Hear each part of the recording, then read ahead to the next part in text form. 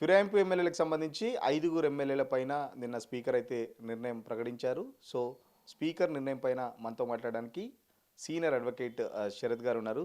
Sir నమస్తే. ఎట్లా చూస్తున్నారు? స్పీకర్ నిర్ణయం ఎక్స్‌పెక్ట్ చేశారా? ఎట్లా ఉంది అసలు? స్పీకర్ నిర్ణయంకి సంబంధించి మాత్రం పెద్ద హాట్ టాపిక్ నడుస్తుంది రాజకీయ వర్గాల్లో. ఎట్లా ఉంది? స్పీకరు 10th షెడ్యూల్ అంటే ఫిరాయింపు నిరోధక చట్టం యొక్క మూల ఉద్దేశాలను ఆతఃపాతాళాల్లో తొక్కిపెట్టినాడు, భూస్థాపితం చేసినాడు. రాజ్యాంగ విలువలకు రాజకీయంగా అంటే ఒక విలువలతో కూడిన రాజకీయాలు సృష్టించాలా అని ఏదైతే స్వర్గీయ రాజీవ్ గాంధీ గారు 52వ రాజ్యాంగ సవరణ ద్వారా ఫిరాయింపు నిరోధక చట్టం తీసుకొచ్చినాడో దానికి తిలోదకాలు ఇచ్చినాడు. ఒక రకంగా చెప్పాలంటే ఘటం ప్రసాద్ గారు ఒక ప్రత్యేక ఒకటి టీవీ ఛానల్కి ఇచ్చిన ఇంటర్వ్యూలో ఏం చెప్పినాడు, నేను పార్టీ ఫిరాయింపులకు వ్యతిరేకము, పార్టీ ఫిరాయింపుల వల్ల రాజకీయాలు కలుషితం అవుతాయి, ఒక రాజకీయ పార్టీని ఒక ఎజెండాను నమ్ముకున్నటువంటి నాయకులకు కార్యకర్తకు ఎనలేని నష్టం జరుగుతుంది, ఆ పాపకృత్యాన్ని నేను సమర్థించను అని చాలా గొప్పగా మాట్లాడినాడు. అట్లాంటి వ్యక్తి ఇంత నీచంగా ఇంత దుర్భరంగా ఇట్లాంటి థర్డ్ క్లాస్ తీర్పిస్తాడని నేను అనుకోలేదు. చరిత్రలో ఈ దీనంత దుర్మార్గపు తీర్పు ఇంకోటి ఉండదు. తర్వాత ఆయన నాకు సరైన ఎవిడెన్స్ దొరకలేదని అన్నాడు కదా, అసలు అది చాలా అభూత కల్పన. పచ్చి వాళ్ళే డైరెక్ట్గా వచ్చి ప్రెస్ కాన్ఫరెన్స్లలో చెప్పినారు, మేము పార్టీలు మారినాము, మేము అభివృద్ధి కోసమని చేరినాము, అది ఇదని. వాళ్ళ సొంతగా తమకు తాముగా చెప్పిన తర్వాత మాట మార్చి ఫిరాయింపుల నిరోధక చట్టం పరిధిలో చర్యలు తీసుకునే దశలో ఒక ముద్దాయి ఎట్లయితే అబద్ధం ఆడతాడో, నాకేం తెలియదని చెప్తాడో, అట్లా వాళ్ళు చెప్పినంత మాత్రంలోనే వాళ్ళ మాటల వెనుక ఉన్నటువంటి ఆంతర్యాన్ని వాస్తవాన్ని గ్రహించలేడా ఈ స్పీకర్? ఇతనిలో విచక్షణ నశించిందా, విచక్షణ లేదా అనే అనుమానాలు ఉంటాయి. అయితే దీనికి నేను స్పీకర్ని అనే కంటే ముఖ్యంగా రాష్ట్ర ముఖ్యమంత్రి ఈనాడు ఈ పద్ధతికి పూర్తిగా బాధ్యత వహించాలి. ముఖ్యమంత్రే దీనికి బాధ్యుడు. ఈ రకంగా విలువలు లేని రాజకీయం చేయడము, నీతిబాహ్యమైన రాజకీయాలు చేయడం అనేది రేవంత్ రెడ్డికి వెన్నతో పెట్టిన విద్య. ఆయన మొదటి నుంచి మ్యానిపులేషన్స్తోనే రాజకీయాలలో వెలుగొందుతూ ఉన్నాడు. తర్వాత ఒకప్పుడు పీసీసీ అధ్యక్షుడు అయిన తర్వాత కాంగ్రెస్ కార్యకర్తల యొక్క మెప్పు కోసమని అప్పుడు ఫిరాయించినటువంటి ఎమ్మెల్యేలను రాళ్లతో కొట్టాల, నేను లీడ్ చేస్తా అని చెప్పిన వ్యక్తి నిస్సిగ్గుగా నిర్లజ్జగా మళ్ళా తానే ఫిరాయింపులను ప్రోత్సహించి లేని ప్రమాదం ఏదో ప్రభుత్వానికి ఉంది అని ఒక అపోహలు సృష్టించి చేసినటువంటి నీచ కార్యాన్ని సమర్థించినందుకు అసలు ముఖ్యమంత్రి ఒక దుర్యోధని పాత్ర, స్పీకరు ఒక దుశ్శాసని పాత్ర పోషించి ప్రజాస్వామ్యం అనే మహిళ యొక్క క్యారెక్టర్ని చెరిచినారని నా భావన. అంటే ఒక స్వయం ప్రతిపత్తి గల పోస్ట్‌లో ఉన్న స్పీకర్ గారు ముఖ్యమంత్రి డెసిషన్‌ని ఎట్లా తీసుకుంటారు? ఇప్పుడు బీఆర్ఎస్ వాళ్ళు గూడాను జూబ్లీహిల్స్ ప్యాలెస్‌లో జరిగింది ఆ నిర్ణయం. జూబ్లీహిల్స్ ప్యాలెస్‌లో జరిగింది. అసెంబ్లీలో ప్రకటించారని జెప్పేసి బీఆర్ఎస్ వాళ్ళు గూడా చెప్తున్నారు.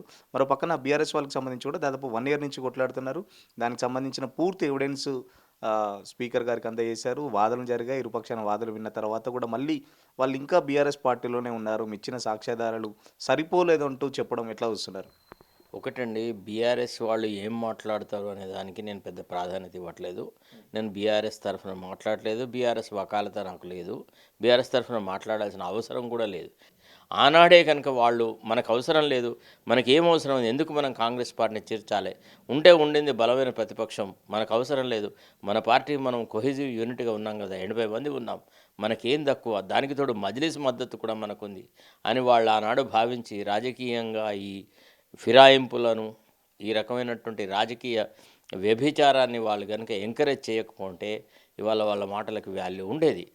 అంటే నిన్నటికి నిన్న ఈ ప్రకటన వచ్చిన తర్వాతనే స్పీకర్ తర్వాత ప్రకటన తర్వాత మళ్ళీ కడియం శ్రీహరి కూడా నేను ఇంకా బీఆర్ఎస్ పార్టీలోనే ఉన్నాను, ఇంకా నేను కాంగ్రెస్ పార్టీలో చేరలేదంటూ కూడా తన ప్రకటన అంటే స్పీకర్కి అఫిడవిట్ ఇవ్వడం, మొత్తం ఓవరాల్గా ఎట్లా చూస్తున్నారు? మళ్ళీ రేపటికి సంబంధించి ఫిరాయింపులకు తీర్పు కూడా రేపు సుప్రీంకోర్టులో విచారణ ఉంది. సో ఆ కేసు ఎఫెక్ట్ గతంలోనే గవాయి ఏదైతే సీజే ఉన్నారో స్పీకర్ మీద చాలా పరుష పదజాలంతో అవసరమైతే డిసెంబర్ 31 ఎక్కడ డిసైడ్ చేసుకుంటారో అని చెప్పిన నేపథ్యంలో స్పీకర్ ఇలాంటి నిర్ణయం ఎట్లా ఉండబోతుంది మరి?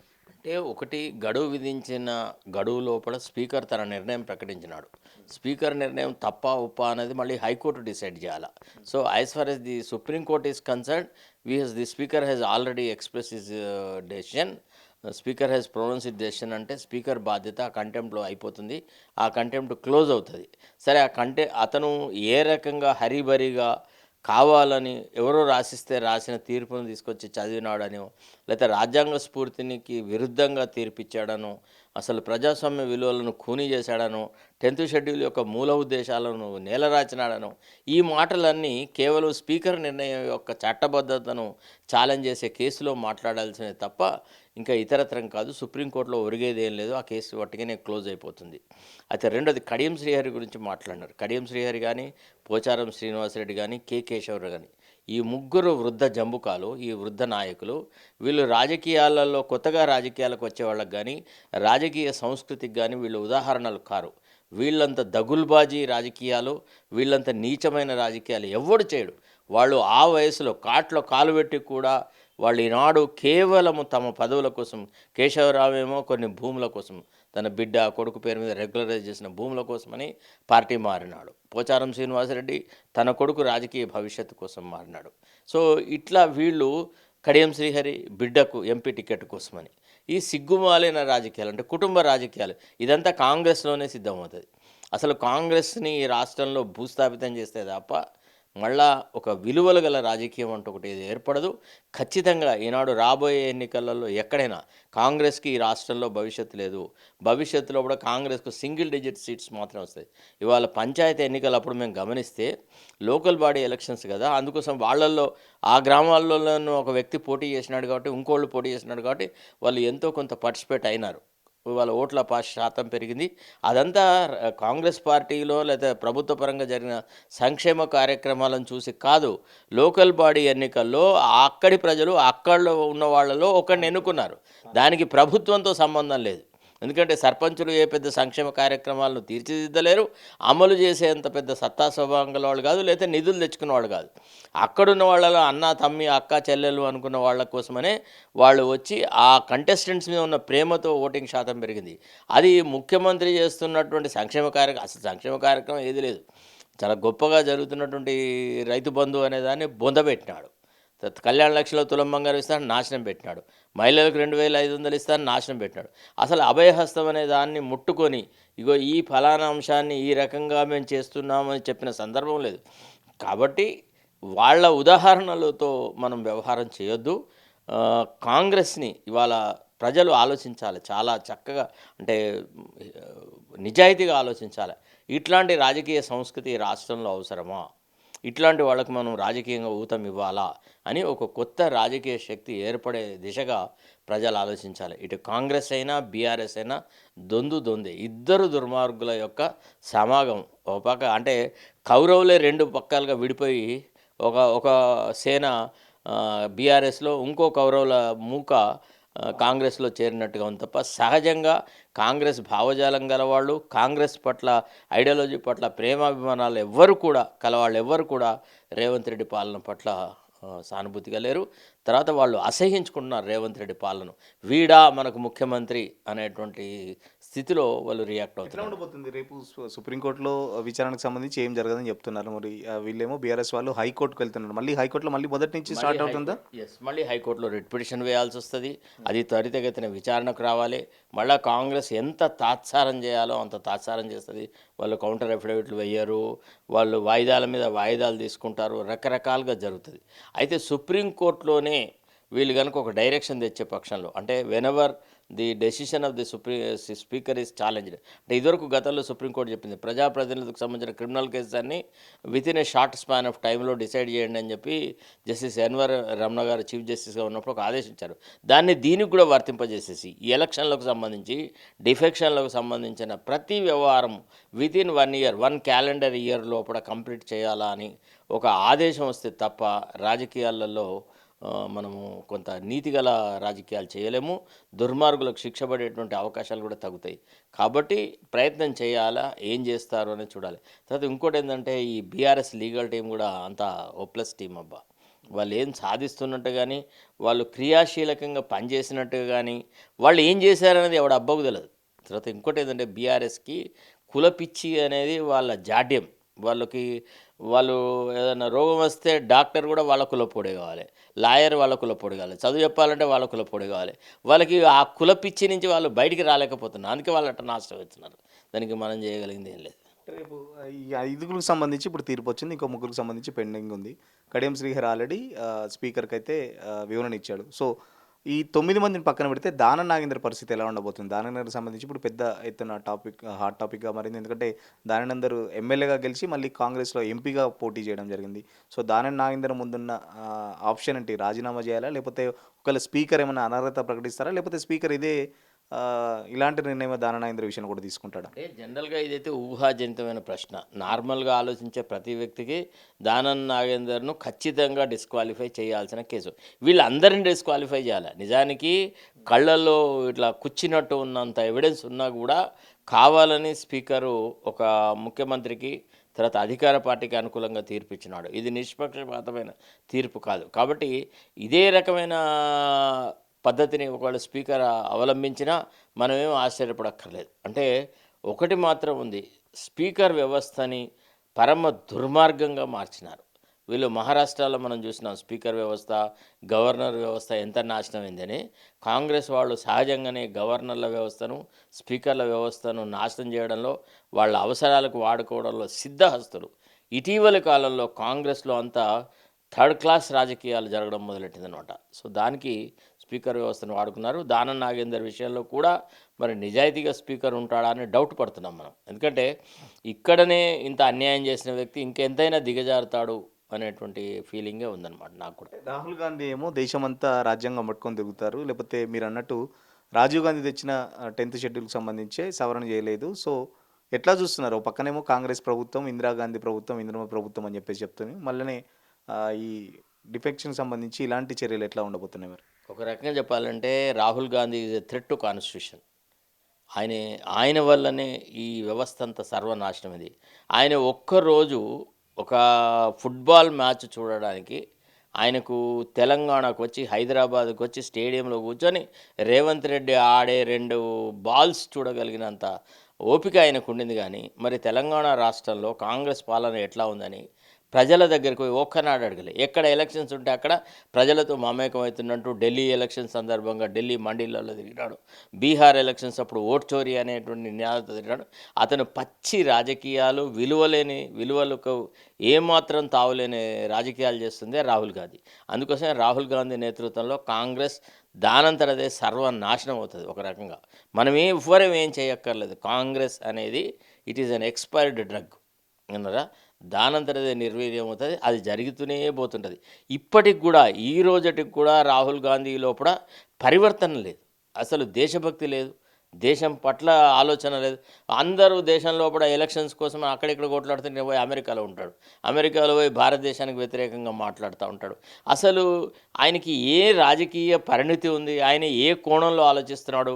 పార్టీని ఏ రకంగా తీర్చిదిద్దుతాడు అనేటువంటి అంశాలు చాలా డౌట్ఫుల్గా ఉందన్నమాట. ఓ పక్క చెప్పాలంటే అసలు రాహుల్ గాంధీ కనుక గట్టి నేతృత్వం ఇవ్వగలిగితే, కఠినంగా కనుక వ్యవహరించగలిగితే, పార్టీలో క్రమశిక్షణ, కొన్ని విలువలు గల రాజకీయం చేయగలిగితే అసలు ఇట్లాంటి వ్యవహారాలు జరగదు.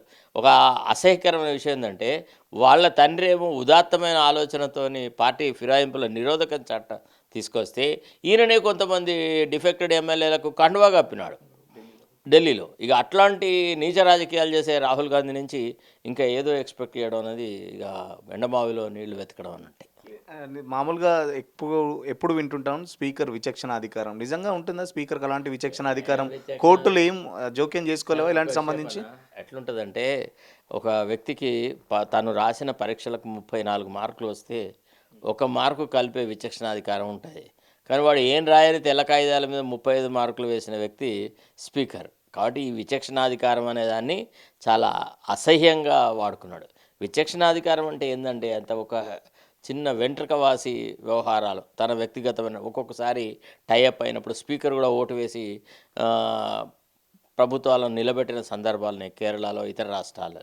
అట్లా అంతేగాని స్పీకర్కి ఏదో పెద్ద విశేష అధికారాలు ఉన్నాయి, ఆయన పెద్ద ఏదో రాజ్యాంగపరమైన శక్తి అది ఇది అని అంత ఉత్త థర్డ్ క్లాస్ వాదన చేస్తారు. అంటే స్పీకర్ మీద ఎవరు విమర్శలు చేయొద్దు అనే ఒక ఆలోచనతోని స్పీకర్కు పెద్ద ఏదో స్థితి ఉంది అని, ఆయనే ordinarily he is just chairman of a tribunal. అంటే అంత సీరియస్నెస్ ఉండదా? ఇప్పుడు గవా ఏదైతే చేశారో అంత సీరియస్ కామెంట్ చేశారు. సీరియస్నెస్ ఉండదు, ఓటేస్తారు అది.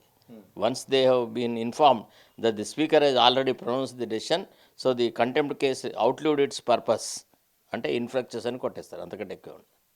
ఎట్లా సార్ మరి ఇట్లాంటి సంఘటనలు మళ్ళీ జరుగుతుంటే మనం ఎలాంటి మెసేజ్ ఇవ్వచ్చు రాజకీయ నాయకులకు? కానీ ఇట్లా మళ్ళీ పార్టీ మారే వాళ్ళకు ఇట్లాంటి ఫ్లెక్సిబిలిటీ వాళ్ళకి ఇస్తుంటే ఎట్లా ఉండబోతుంది రాజకీయ వ్యవస్థ మరి? ఎవరికి ఏం సలహాలు ఇచ్చేదండి? మీరు చూస్తే కనుక రాజకీయాల్లో ఓటర్ల అవినీతి ఎంత దరిద్రంగా తయారైంది. పంచాయతీ ఎన్నికలలో 20,000, 25,000, 30,000 వరకు కూడా ఓట్లను కొనుక్కునే స్థాయికి వచ్చింది. మీరు నమ్ముతారో నమ్మరో, నేను నిన్న third phase of the elections కోసం మా ఊరికి వెళ్తే అందరినీ ఒక పెద్దని ఏర్పరచుకున్నారు. కంటెస్టెంట్స్తో బేరసారాలు మొదలెట్టినారు. ఫలానోడు గంత ఇస్తా అంటున్నాడు, నువ్వు ఇంత ఇస్తావా ఇయ్యవా, ఇస్తే నీకు ఓటు వేస్తా లేదా ఇయ్యం. కొన్ని సందర్భాలలో కొన్ని ప్లేసెస్ లోపల పైసలు చేరలేదు కాబట్టి మేము ఓట్లు వేయలేదు అనే స్థాయికి ఓటర్లే అవినీతికి పాల్పడ్డప్పుడు ఓటర్లే డబ్బులు తీసుకొని ఓట్లు వేసే ఈ సమాజంలో అంత తొందరగా రాజకీయంగా మంచి విలువలు వస్తాయి, విలువలు గల రాజకీయం వస్తుందని రేపటి రోజు నుంచి ఇక ప్రజాప్రతినిధులు ప్రజలకు సేవ చేస్తారని ఊహించడం చాలా తప్పు. ఎవరైనా మారితే ముందు ప్రజలు మారాల. డబ్బులు తీసుకొని ఓట్లు వేయకుండా నిజాయితీగా రాజ్యాంగ పరిరక్షణకు బాబాసాహెబ్ అంబేద్కర్ ఏదైతే ఓటు హక్కు ఇచ్చినాడో దాని విలువను గుర్తించి వాళ్ళు కనుక ఒక మంచి వ్యక్తులకు ఓటు వేసే విధానం తీసుకొస్తే తప్ప ఈ వ్యవస్థ మారే పరిస్థితి లేదు. ఇంకా ఇంకా కుళ్ళిపోతూనే ఉంటుంది. ప్రజలకు ఎన్నడూ తెలుస్తుందంటే వాళ్ళు ఒక చాలా చాలా ఇక్కట్లలో పడి ప్రజాప్రతినిధులు వాళ్ళని పట్టించుకోకుండా పోయి సర్వనాశనం అయిన తర్వాత అప్పుడు వాళ్ళకి అర్థమవుతుంది, ఓహో ప్రభుత్వాన్ని తప్పుడు ముఖ్యమంత్రిని తప్పుడు మంత్రులను ఎన్నుకుంటే తప్పుడు ఎమ్మెల్యేలను ఎన్నుకుంటే ఓ గిదా ఫలితము అని ప్రజలకు ఒక గుణపాఠం వచ్చే వరకు ఈ పరిస్థితి మారుతుందన్న నమ్మకం అయితే నాకు లేదు సార్. ఖచ్చితంగా ఏదైతే ఎమ్మెల్యేల తీర్పుకు సంబంధించి సుప్రీంకోర్టు డెసిషన్ ఎలా రేపు విచారణకు సంబంధించి కూడా సుప్రీంకోర్టులో ఎలాంటి పెద్ద ఫలితం ఉండదు. బీఆర్ఎస్ పార్టీకి ఉన్న ఏకైక అస్త్రం ఇప్పుడు హైకోర్టే. మళ్ళీ మొదటి నుంచి హైకోర్టులో వాళ్ళు కొట్లాడాలి. ప్రజాక్షేత్రంలో కాకుండా లీగల్గా కొట్లాడితే మాత్రం హైకోర్టుకు సంబంధించి కూడా పెద్దగా ఆశించినంతగా ఏముండదు. బట్ ఏమన్నా ఉంటే మాత్రం వాళ్ళు అసలు బీఆర్ఎస్ పార్టీయే ఈ ఫిరాయింపులకు సంబంధించి మొదలుపెట్టింది. బీఆర్ఎస్ పార్టీకి నైతికత లేదు. బట్ ఇప్పుడు వాళ్ళు కొట్లాడుతున్నారు కాబట్టి మళ్ళీ మొదటి నుంచి హైకోర్టులో వేసినా కూడా మళ్ళీ ప్రభుత్వం దానికి సంబంధించి వాయిదాల మీద వాయిదాలు వేస్తుంది. కానీ పెద్దగా ఆశించినంతగా దీంట్లో ఏం కనబట్లేదని చెప్పేసి చెప్తున్న పరిస్థితి. స్పీకర్ తీసుకున్న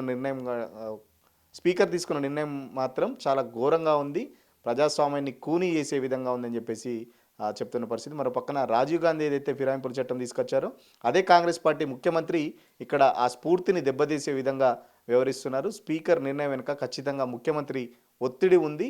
సో ముఖ్యమంత్రి ఒత్తిడితోనే స్పీకర్ కూడా అలాంటి నిర్ణయాలు తీసుకున్న పరిస్థితి అని చెప్పేసి చెప్తున్న పరిస్థితి. మరో పక్కన దానయ్య నాగేందర్ ఇష్యూలో కూడా చాలా లైట్గా తీసుకొని స్పీకర్ కొట్టేస్తారనే అనుమానం కూడా ఉందని చెప్పేసి అడ్వకేట్ శరత్ కుమార్ చెప్తున్న పరిస్థితి. వీడియో జర్నలిస్ట్ సతీష్తో సురేష్, తొలి వెలుగు కోసం. అసలైన తొలి వెలుగు. ఫాలో వాట్సాప్ @తొలి వెలుగు official.